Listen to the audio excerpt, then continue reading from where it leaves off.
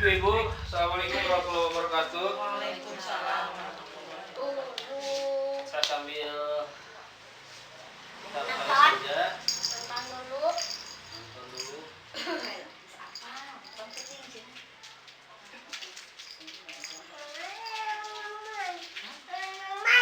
Ya, kita bertemu lagi pada pertemuan modul 1 sesi keempat dengan pembahasan adalah membantu anak sukses di sekolah. Apakah ibu-ibu punya anak sekolah, Ibu? Punya. Punya. Ada yang di SD, ada yang di PAUD ya. Untuk saat ini kita akan bahas seputar PAUD, selebihnya nanti di SD. Pendidikan merupakan hak setiap warga negara yang ada di Indonesia sesuai dengan Undang-Undang Dasar 1945. Maka dari itu kita sebagai orang tua berkewajiban untuk menyekolahkan anaknya, berkewajiban untuk mendidik anak-anak kita supaya masa depan mereka lebih baik daripada kita ya. Nah, ini ada gambar Agus dan Ibu Lilik. Dalam mendidik anak, kita ini harus ada komunikasi antara dua arah, antara anak sama orang tua ya. Jadi pendidikan untuk anak-anak ini tidak hanya tanggung jawab bapaknya atau tidak hanya tanggung jawab ibunya, tapi tanggung jawab kedua orang tuanya. Tidak bisa satu pihak ya untuk mendidik anak ini. Nah, ini ada gambar yang istilahnya tahapan-tahapan daripada sekolah dari mulai dia dilahirkan ya, karena anak usia dini ini merupakan masa usia emas ya, 1 sampai 6 tahun gitu ya. Ya, judulnya ini slide-nya dukung pendidikan anak ya, mulai dari sejak menikah, dari balita sambil bermain ya, mendidik anak itu bisa sambil bekerja, bisa sambil mendidik anak Bu. Misalnya ibu-ibu lagi masak misalnya ya, kita transfer pengenalan warna. Kalau masak misalnya masak sayur misalnya, masak soto atau masak sayur sop. Misalnya di waktu masak kita ada sayurnya apa? Wortel. Ada apa lagi Bu? Ada kol. Ada apa lagi? Tomat, kentang. Nah, bisa ditanyakan warnanya apa saja gitu ya ke anak itu. Dari anak usia dini ini kita minimal mengenal warna, mengenal jumlah dan juga bentuk ya. Kita lihat anak ini dari balita masuk PAUD, SD, SMP, SMA sampai sarjana, sampai dianya berhasil menjadi seseorang yang berguna bagi orang tua dan negaranya gitu ya. Apakah ini misalnya jadi guru ya, ini kelihatannya. Nah, coba lihat ada tampilan video seperti ini Bu.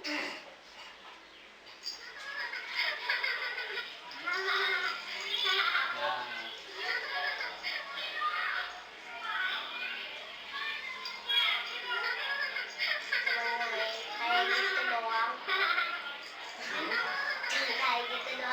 iya. Nah,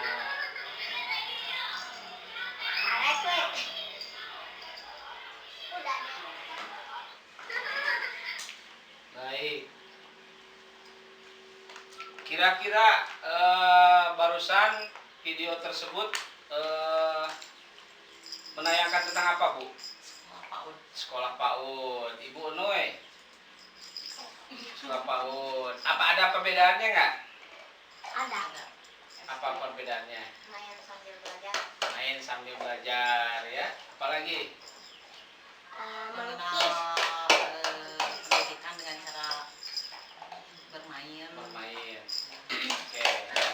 Ya begitulah kehidupan lingkungan daripada sekolah di PAUD ya Bu ya. Ini berikut tadi dari tayangan film tadi, ini gambar-gambarnya. Jadi kegiatan anak PAUD ini bermain gitu ya, bermain tapi sambil belajar karena untuk mengenal satu sama lain, mengenal lawan jenis, mengenal emosi diri dan teman-temannya, dan juga berinteraksi dengan lingkungan yang ada di sekitar ya. Jadi mereka ke sekolah itu tidak belajar baca tulis dan hitung gitu sebetulnya ya. Kita lanjut Bu. Nah ini slide selanjutnya, manfaat pendidikan anak usia dini ya. Yang pertama, manfaat bagi anak. Coba Ibu Lilih terbaca nggak nih? Yang pertama apa? Terbiasa menjalani rutinitas di sekolah. Oke, jadi anak manfaatnya punya kegiatan khusus ya, karena dia bangun pagi ada kewajiban atau kegiatan yang mesti dia ikuti, yaitu masuk sekolah ya. Yang keduanya apa Bu? Terbiasa mengikuti aturan. Oke, terbiasa mengikuti aturan. Di sekolah itu ada aturannya ya, mereka harus beradaptasi dengan aturan yang ada di sekolah tersebut. Terus Ibu Lili apa lagi? Mendapatkan pembelajaran yang sesuai usia. Oke, mendapatkan pembelajaran yang sesuai dengan usia. Sekolah PAUD itu tidak harus belajar membaca, menulis dan berhitung ya. Belajar membaca, menulis dan berhitung itu mulai dari SD ya. Lalu selanjutnya lebih percaya diri. Nah, si anak masuk PAUD itu untuk menanamkan rasa percaya diri ya, karena dengan bergaul anak yang masuk ikut sekolah PAUD itu akan meningkatkan rasa percaya dirinya. Selanjutnya yaitu mampu beradaptasi dengan lingkungan baru ya, tadi sudah saya sebutkan. Dan terakhir, lebih siap belajar di sekolah dasar.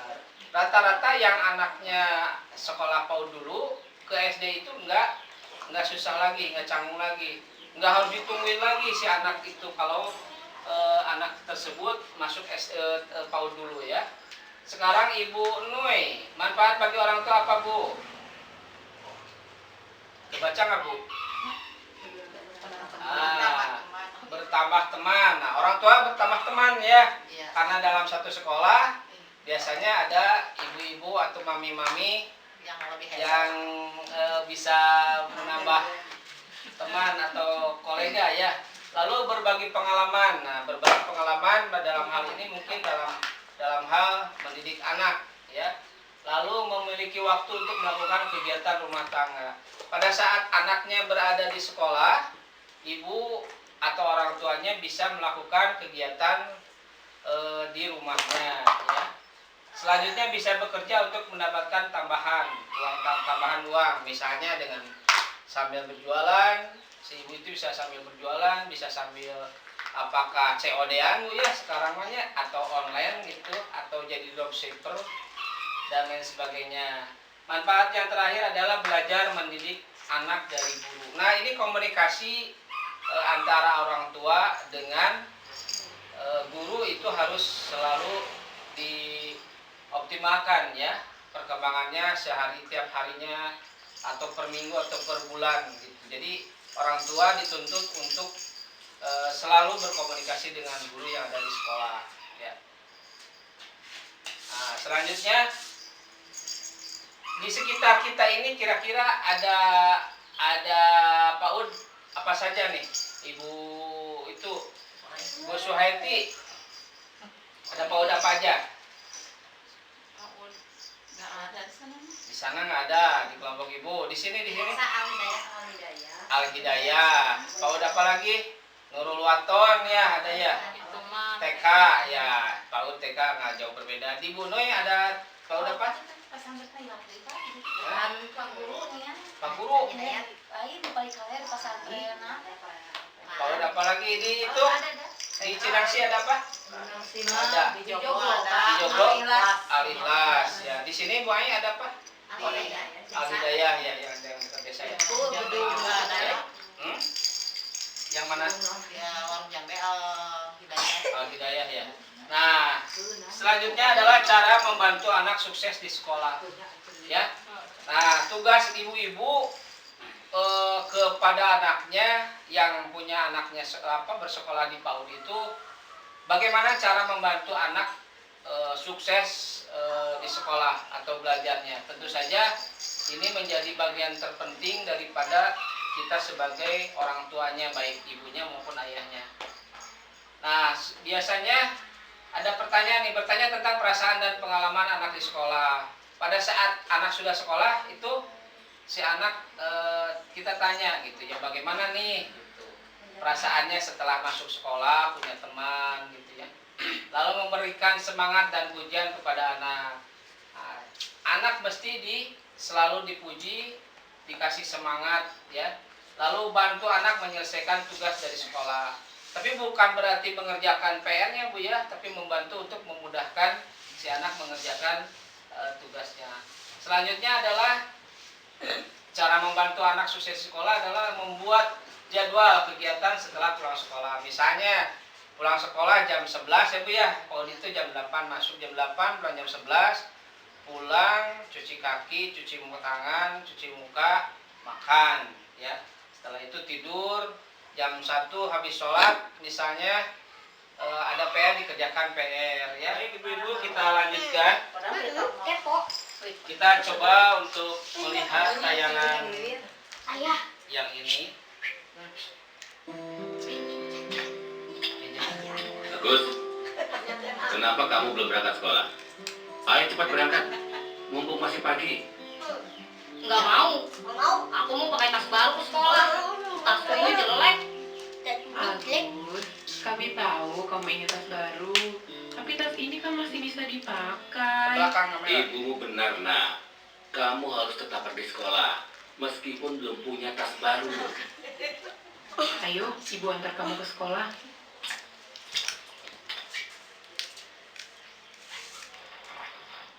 Ibu sudah buatkan ubi goreng untukmu. Jadi, kamu bisa tabung uang jajanmu untuk beli tas baru. Belajar yang baik ya, Nak. Agus malas pergi ke sekolah. Betul, Bu. Ada saja alasannya. Karena itu, saya ingin bertanya, bagaimanakah Agus di sekolah? Apakah dia baik-baik saja? Tahu saya, Agus baik-baik saja, Bu. Nilainya selalu bagus di semua mata pelajaran, kecuali matematika. Nilai matematikanya memang kurang baik, tapi itu bukan masalah besar. Kalau Agus mau, saya bisa memberi pelajaran tambahan setelah jam sekolah, seminggu sekali. Wah, terima kasih Bu. Saya akan menasehati Agus supaya dia mau mengikuti pelajaran tambahan matematika. Bagus kalau begitu. Saya senang sekali Bu Lili mau datang ke sekolah dan berdiskusi tentang kemajuan Agus. Apa ada lagi yang perlu dibicarakan tentang Agus? Ada Bu. Saya mau minta tolong kepada Ibu. Tolong nasihati Agus supaya dia tidak malu membawa bekal ke sekolah. Saya sengaja membawakan bekal untuk dia supaya dia bisa menabung uang jajannya. Saya harap Ibu tidak keberatan menasihati Agus. Wah, tentu saja saya tidak keberatan, Bu. Itu justru contoh yang sangat baik untuk teman-temannya. Saya pasti akan bicara pada Agus nanti. Terima kasih banyak, Bu. Sama-sama. Saya senang Bu Lili mau datang kemari.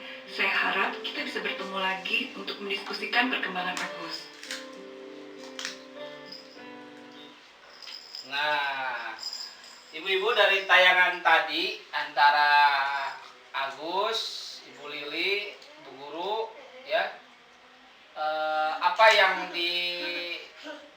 bisa disimpulkan, bisa dilihat kira-kira apa nih masalahnya apa? Coba Ibu Ai, masalahnya apa kata di awalnya?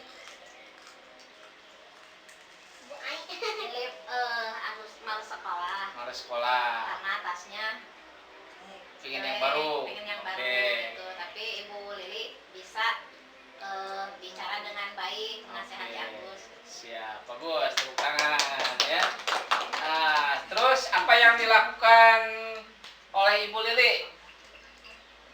Ibu Tuti Bertanya pada gurunya. bertanya Masalah Agus. masalah Agus. Selain dari itu apa tadi? memberi bekal ya. Beri bekal. Memberi bekal Agus supaya uang jajan Agus ditabungkan ya. Nah, itulah sekelumit Bu, segelintir permasalahan anak sekolah Bu. Ya, mulai mogok tasnya jelek, sepatunya jelek misalnya atau bajunya belum ini. Nah, ibu-ibu sebagai KPM PKH itu bansos yang diterima gunakanlah untuk itu ya. Bisa dimanfaatkan untuk bajunya, tasnya, sepatunya ataupun bukunya ya. Jadi insya Allah sangat bermanfaat untuk kepentingan sekolah anak kita ya. Nah ini gambaran tadi Agus mogok sekolah. Ini gampang nih. Yang pertama, terus kedua karena tasnya ini Agus mogok, keduanya ini karena tasnya jelek. Lalu Ibu Lili mengantarkannya, mengantarkan Agus ke sekolah, terus memberi bekal makanan, ya. Lalu ibunya menghadap ke gurunya, ya. Jadi ada komunikasi antara orang tua dengan guru. Nah, ini manfaat pendidikan anak usia dini, ya. Tadi sudah disinggung manfaat bagi anak dan juga bagi orang tua, ya. Lalu cara membantu anak sukses di sekolah juga sudah tadi dibahas. Nah, ini ada sukses mengasuh dan mendidik anak. Nah, anak kita itu berada di beberapa lingkungan, Bu. Yang pertama lingkungan keluarga, karena pendidikan yang paling utama adalah keluarga, ya. Yang kedua ada di sekolah, Bu. Jadi pas bangun pagi dia sekolah, lingkungan sekolah lah mereka berada gitu dalam kesehariannya. Setelah sekolah mereka juga siangnya pulang. Nah, biasanya dalam antara lingkungan keluarga dan sekolah adalah lingkungan sekitarnya, Bu, ya. Nah, ini aktivitas anak-anak yang mesti kita jaga seperti dengan temannya, ya, dengan lawan jenisnya, dengan lingkungan yang memang mesti kita perhatikan, ya.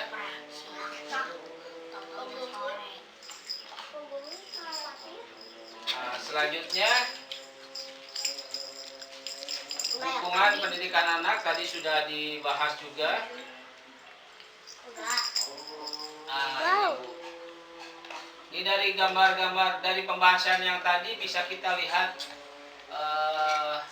dari mulai menemani anak, ya, oleh ayah ibunya, lalu tim menemani anak dalam belajar anak.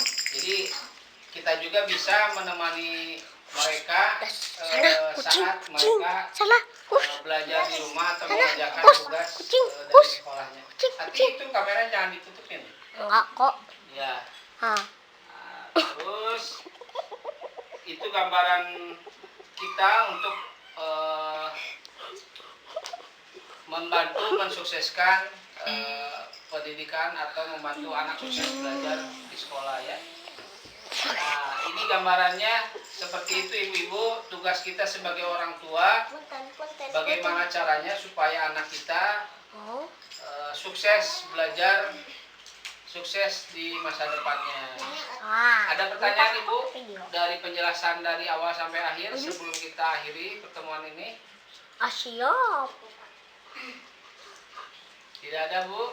Nanti di belakang ini bisa kita ngobrol-ngobrol seperti apa dan bagaimana. Mudah-mudahan Ibu di rumah bisa mempraktekkan cara belajar, cara menemani anak belajar di rumah, bagaimana komunikasi dengan guru, ya, bagaimana menghadapi anak yang mogok atau malas belajar atau malas ke sekolah. Mungkin itu saja pertemuan kita hari ini.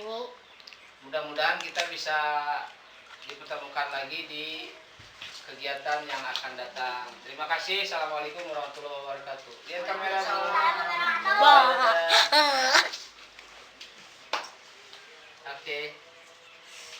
lihat videonya. Ayo,